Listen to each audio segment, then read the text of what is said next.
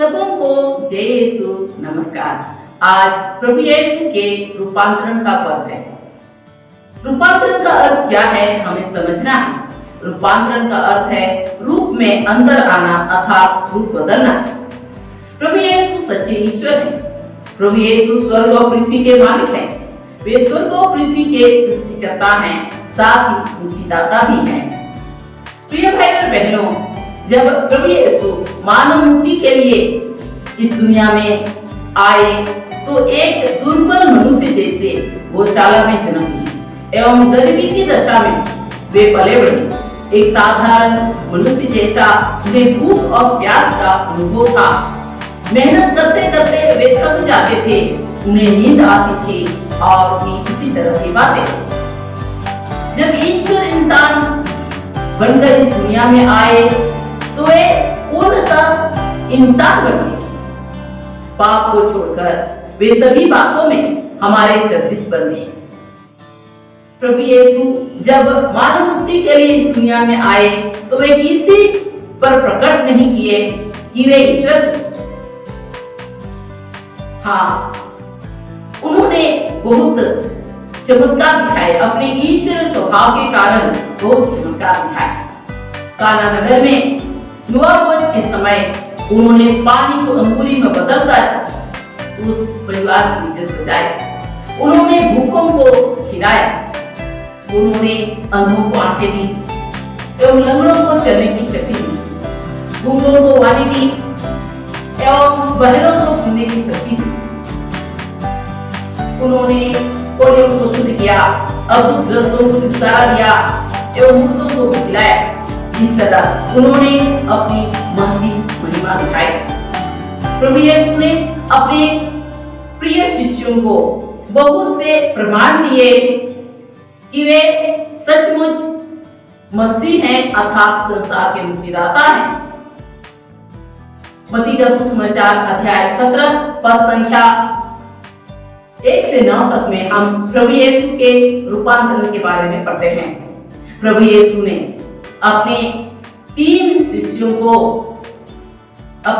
मुख्य शिष्यों को एक ऊंचे पहाड़ पर एकांत में ले गए। वहां उनके सामने प्रभु यीशु का रूपांतरण था। प्रभु यीशु का मुखमंडल सूर्य की तरह चमक उठा और उनका वस्त्र प्रकाश की तरह उज्ज्वल। मूसा जो संहिता के प्रतिनिधि हैं और एलियस जो नबियों के प्रतिनिधि हैं, उनके साथ बातें करते दिखाई दिए। शिष्यों को एक स्वर्गीय अनुभव प्राप्त हुआ। इसलिए सीमोन पेतरुस ने कहा, प्रभु यहाँ होना हमारे लिए कितना अच्छा है।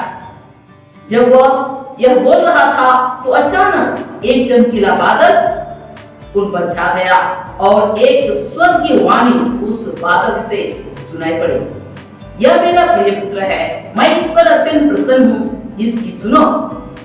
प्रिय भाई और बहनों, पिता ईश्वर ने शिष्यों को जो भविष्य में प्रभु यीशु के साक्षी बनने वाले थे, उनको प्रमाण दिया कि प्रभु यीशु सचमुच मसीह हैं अर्थात संसार के मुक्तिदाता हैं।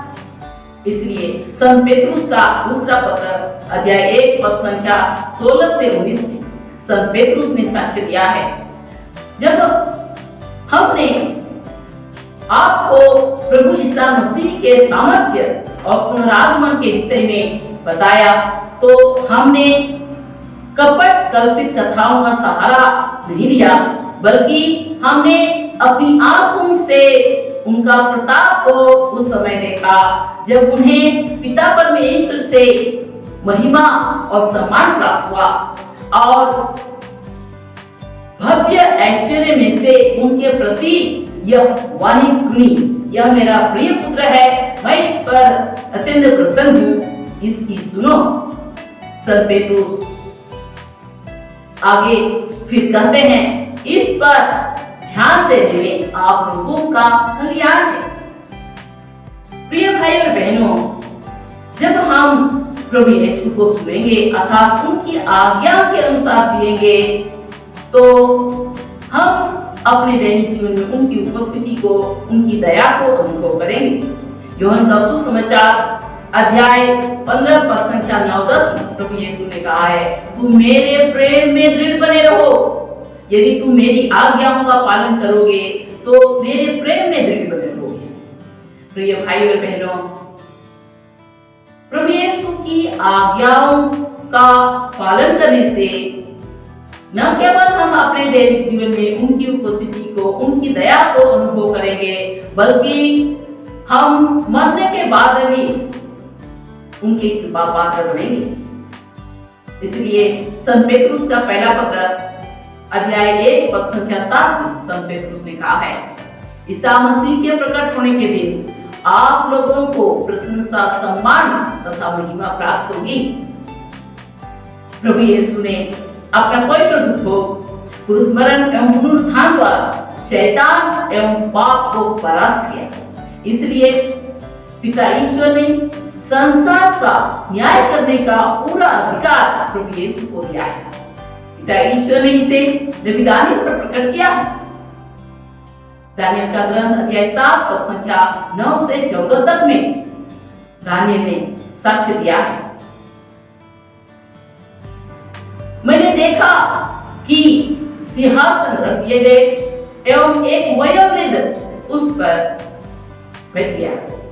उनके वस्त्र हिम की तरह उज्ज्वल थे और उनके सिर के केस निर्मल ऊन की तरह। उनके सिंहासन ज्वालाओं का समूह था और सिंहासन के पहिए धधकती अग्नि।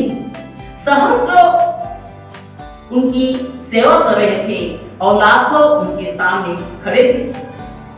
न्याय की कार्यवाही प्रारंभ हो रही थी। पुस्तकें खोल दी गई। नबी दानियल आगे फिर साक्ष्य दिए हैं, मैंने रात्रि के दृश्य में देखा कि आकाश के बादलों पर मानव पुत्र जैसा कोई आया।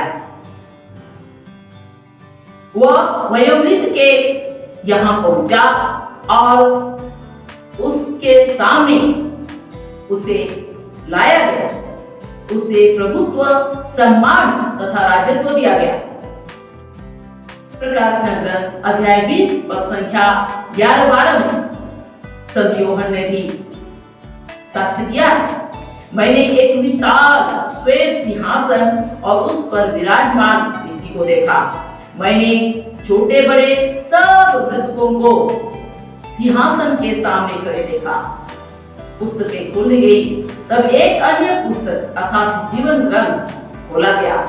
उन पुस्तकों में लिखी बातों के आधार पर मृतकों के कर्मों के अनुसार उनका न्याय किया गया। प्रिय भाइयों और बहनों, ये बातें नितांत विश्वसनीय एवं सत्य है। इन बातों को ध्यान में रखते हुए हम अपना दैनिक जीवन जिए। हम प्रतिदिन ईश्वर वचन पढ़ें ताकि हमारा शुद्धिकरण हो।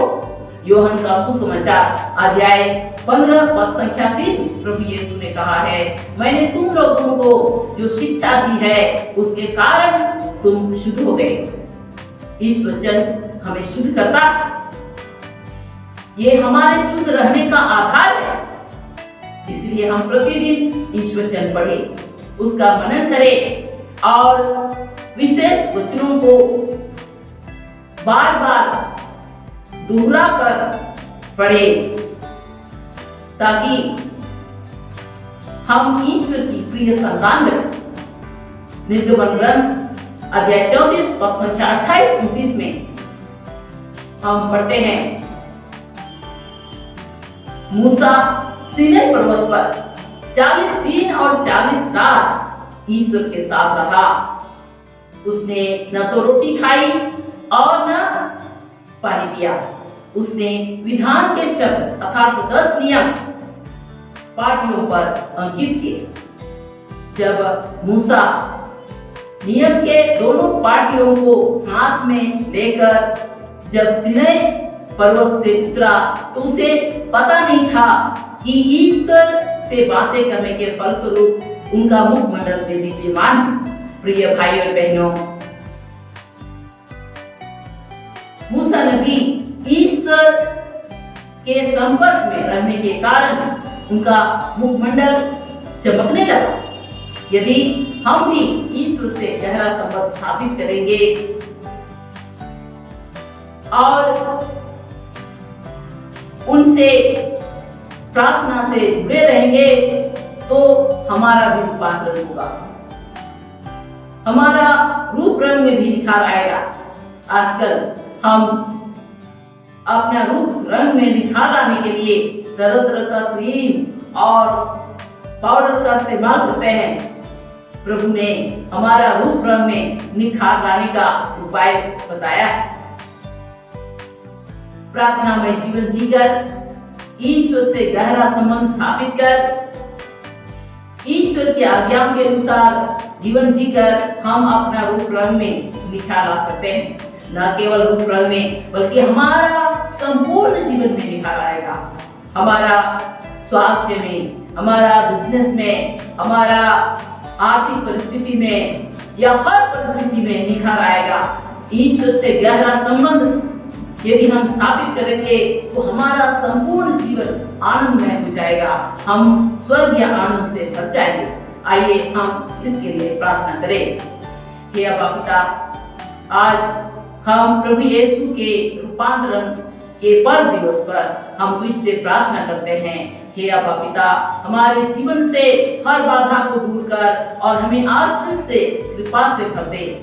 हे अब्बा पिता, हमें आशीष से, कृपा से भर दे ताकि जीवन के हर एक कदम में हम तेरी उपस्थिति को अनुभव करें।